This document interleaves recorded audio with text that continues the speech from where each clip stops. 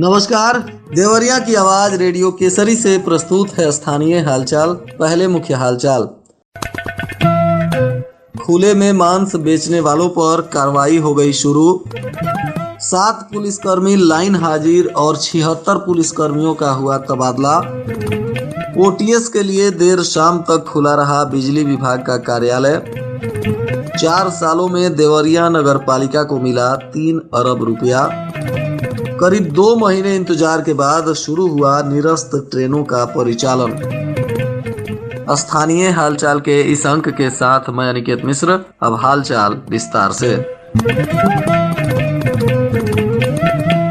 जिलाधिकारी अखंड प्रताप सिंह के दिए निर्देशों के अनुपालन में स्टेशन रोड एवं शहर के अन्य क्षेत्रों में सड़क पर खुले में मांस का बिक्री करने वालों के विरुद्ध अभियान शुरू कर दिया गया। इस दौरान लगातार छापेमारियां की गई और खुले में मीट मांस बेचने वालों के अस्थायी निर्माण को ध्वस्त कर दिया गया और उनके जाली तथा अन्य सामानों को नगर पालिका की टीम ने जब्त कर लिया है। स्पष्ट रूप से चेतावनी दी गई है कि खुले में किसी भी प्रकार से मछली एवं मांस का प्रदर्शन और विक्रय कदापि नहीं किया जाए। जिनकी पक्की दुकानें हैं वह काले शीशे के अंदर ही स्वच्छ एवं सुरक्षित तरीके से मांस का बिक्री करें ताकि जन सामान्य एवं गुजरने वाले नागरिकों को किसी भी प्रकार की असुविधा न हो सके। टीम ने स्टेशन रोड के लगभग 14 दुकानों का निरीक्षण करते हुए 7 दुकानों के अस्थायी निर्माण अतिक्रमण को तोड़ दिया और उनके सामानों को जब्त कर लिया है।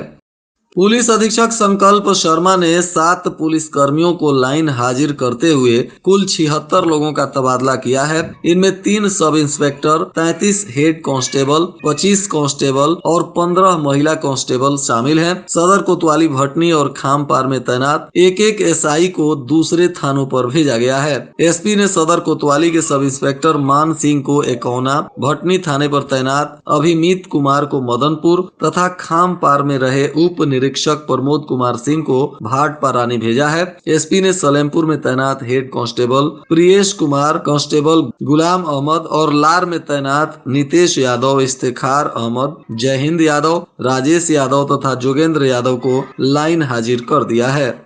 देवरिया नगर पालिका परिषद को 4 वित्तीय वर्ष में सिर्फ 2 फंड से ही 3 अरब रुपए का बजट मिला है। इसमें राज्य वित्त से 2.86 करोड़ और बोर्ड फंड से 13.47 करोड़ रुपए का फंड मिला है। इसका खुलासा आरटीआई से मिली जानकारी के अनुसार हुआ है। नप को इस 2 फंड के अलावा 15वां वित्त और अन्य मद में भी बजट मिलता है। शहर के उमानगर निवासी आरटीआई कार्यकर्ता राघवेंद्र सिंह राकेश ने 31 जुलाई 2020 को सूचना का अधिकार अधिनियम के तहत देवरिया नगर पालिका के जन सूचना अधिकारी से महज एक बिंदु की सूचना मांगी थी और इसमें उन्होंने नगर पालिका परिषद में वित्तीय वर्ष 17-18, 18-19, 19-20 और 20-21 से सूचना देने की तिथि तक एक वित्त एवं निकाय निधि फंड से कितना बजट मिला है, कितना खर्च किया गया है, इन सब की जानकारी दी है। जिले के चारों डिवीजन में ओटीएस स्कीम के आखिरी दिन यानी मंगलवार को बिजली विभाग के कार्यालयों पर देर शाम तक भीड़ लगी रही। अधिकारी फील्ड में दौड़कर लाइनों की चेकिंग कराते रहे तो वहीं उपभोक्ता राजस्व काउंटर पर पहुंचकर बिलों को भुगतान करते हुए दिखाई दिए। जिला मुख्यालय के राजस्व काउंटर देर शाम तक खुले रहे। ठंड को देखते हुए उपभोक्ताओं के लिए अलाव की भी व्यवस्था की गई थी। प्रदेश सरकार के द्वारा जारी निर्देशानुसार एक मुफ्त समाधान योजना को लेकर काफी संख्या में लोगों ने इस योजना का लाभ उठाया। इसका आखिरी दिन मंगलवार को था, जिसके चलते देवरिया, सलेमपुर, बरहज और गौरी बाजार डिवीजन के सभी काउंटर देर शाम तक खुले रहे।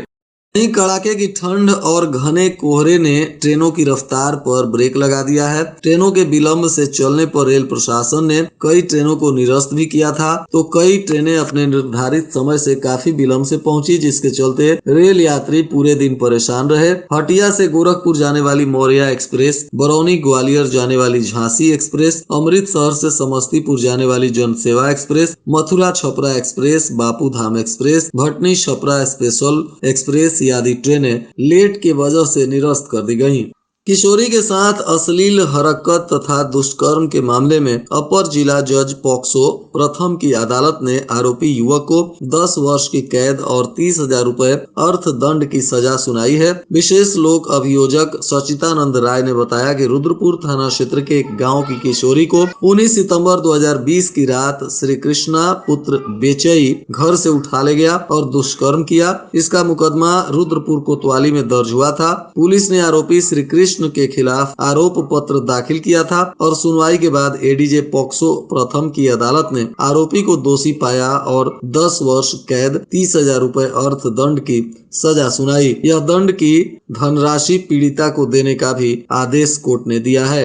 छपरा जंक्शन से छपरा कचहरी के बीच तीसरी लाइन और यार्ड में चल रहे कार्य को लेकर कई ट्रेनों को निरस्त किया गया था। अब प्राप्त जानकारी अनुसार छपरा में रेल लाइन का काम मंगलवार को पूरा हो गया। रेल अधिकारियों ने बुधवार से निरस्त ट्रेनों को चलाने की जानकारी दी। करीब 2 महीनों के इंतजार के बाद बुधवार से गोरखपुर छपरा रेलखंड पर ट्रेनें दौड़ने लगी, जिसके वजह से अब यात्रियों को काफी राहत मिल रही है। हालांकि कोहरों के चलते निरस्त प्रमुख ट्रेनें 1 मार्च से चलाई जाएंगी, परंतु छपरा जंक्शन पर रेल लाइन के कार्य को लेकर करीब 10 प्रमुख ट्रेनों को निरस्त किया गया था। वहीं कुछ ट्रेनों का रूट परिवर्तित किया गया था। डीआरएम वाराणसी पीआरओ अशोक कुमार ने बताया कि छपरा जंक्शन से छपरा कचहरी के बीच तीसरी लाइन का निर्माण कार्य चल रहा था, जिसके वजह से इन ट्रेनों को रद्द या मार्ग परिवर्तित किया गया था। अब बुधवार से सभी ट्रेनें अपने पूर्व के टाइम टेबल के अनुसार संचालित की जाएंगी।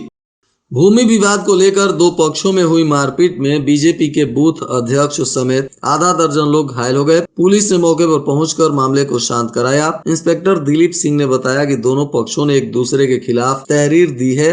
मेडिकल रिपोर्ट के आधार पर केस दर्ज कर कार्रवाई की जाएगी। मामला खुखुंदू गाँव के निवासी दीनानाथ राय के यहाँ का है, जो भूमि विवाद को लेकर बेचू राय के परिवार के साथ इनका मारपीट हो गया और इसी में कई लोग घायल हैं। इस घटना में बीजेपी के बूथ अध्यक्ष शशि भूषण राय, भाई चंद्रभूषण राय और पिता बेचू राय तथा दूसरे पक्ष से दीनानाथ राय, पत्नी अनीता राय और बेटी सन्नी राय घायल बताए जा रहे हैं।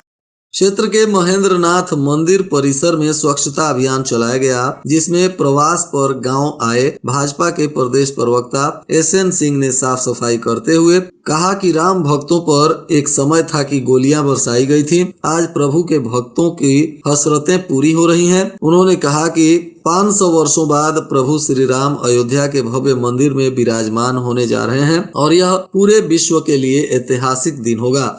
मईल थाना क्षेत्र के पिपरा बांध के पास एक सड़क हादसा हो गया, जिसमें बड़का गांव निवासी और सैलून का संचालक अजय शर्मा गंभीर रूप से घायल हो गया था। उसके साथ ही बरछौली गांव निवासी बबलू यादव भी इसमें घायल था। सभी को 108 नगर सेवा के द्वारा सीएचसी बरहज ले जाया गया, जहां से डॉक्टरों ने अजय शर्मा को मृत घोषित कर दिया, जबकि बबलू की हालत नाजुक देखते हुए बड़े अस्पताल में रेफर कर दिया गया है। फिलहाल मृतक के शव को पुलिस ने कब्जे में लेकर पोस्टमार्टम कराने के बाद परिजनों को सौंप दिया। इस घटना के बाद से मृतक अजय शर्मा के परिजनों में चीख पुकार मचा हुआ है।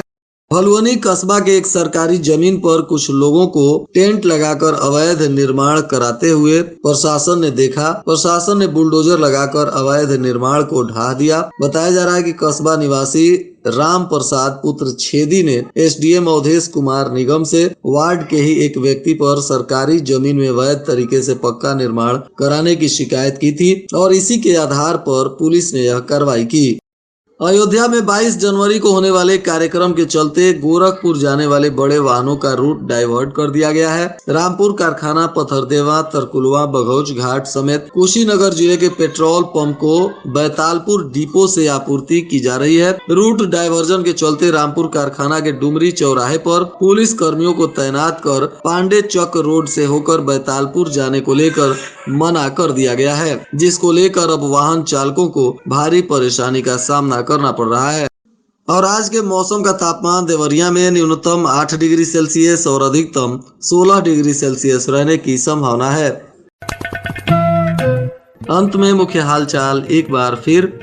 खुले में मांस बेचने वालों पर कार्रवाई हो गई शुरू। 7 पुलिसकर्मी लाइन हाजिर और 76 पुलिसकर्मियों का हुआ तबादला। ओटीएस के लिए देर शाम तक खुला रहा बिजली विभाग का कार्यालय। 4 सालों में देवरिया नगर पालिका को मिला 3 अरब रुपया। करीब 2 महीने इंतजार के बाद शुरू हुआ निरस्त ट्रेनों का परिचालन। इसके साथ ही रेडियो केसरी से प्रसारित स्थानीय हालचाल का यह अंक समाप्त हुआ। नमस्कार।